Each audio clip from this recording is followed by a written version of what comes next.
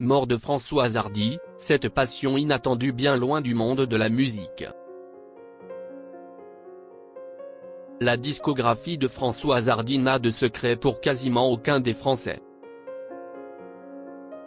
Néanmoins, certains ignorent peut-être encore que la chanteuse était passionnée par une toute autre discipline, à laquelle elle avait même consacré un livre. CIST, une disparition tragique qui laisse un grand vide dans le monde de la musique. Françoise Hardy n'est plus.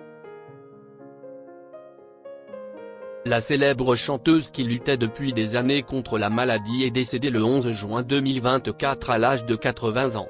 Une triste nouvelle annoncée par Thomas Dutronc, son fils, sur les réseaux sociaux. Maman est partie, a simplement écrit l'artiste en légende d'une tendre photo d'archives, où il apparaît bébé, tenu dans les bras de sa mère, tout sourire.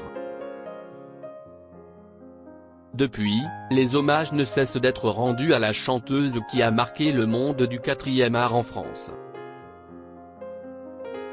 Certains n'hésitent pas à rappeler qu'outre sa passion pour la chanson, la star était aussi une férue d'astrologie.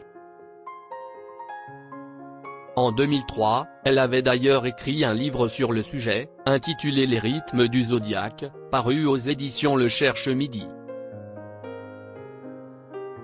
Un ouvrage qui lui avait valu une invitation sur le plateau de l'émission Tout le monde en parle, présentée par Thierry Ardisson. L'astrologie, l'autre passion de Françoise Hardy.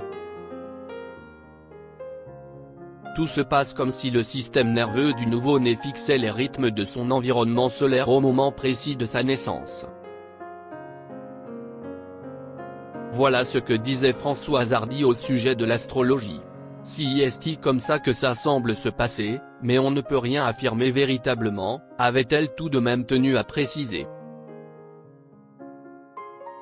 Là j'ai pris 2 années pour me consacrer à l'explication de ce qu'est un signe du zodiaque, car je pars du principe que très peu de gens le savent et même la plupart des astrologues ne savent pas ce que CIST, confiait l'épouse de Jacques Dutronc sur le plateau de l'émission On a tout essayé. Ma passion pour l'astrologie m'est venue à la suite d'une consultation durant laquelle on m'a dit des choses tellement vraies sur ma problématique affective. C'était tout à fait juste et je me demandais comment c'était possible de pouvoir dire des choses pareilles à quelqu'un qu'on ne connaît pas, sur la seule base de sa date et son heure de naissance, avait-elle ajouté. Depuis qu'elle avait découvert cet univers, l'artiste avait fait le thème astral de plusieurs personnalités, comme Serge Gainsbourg, Alain Souchon ou encore plus récemment Juliette Armanet, à qui elle n'avait pas annoncé que des bonnes nouvelles.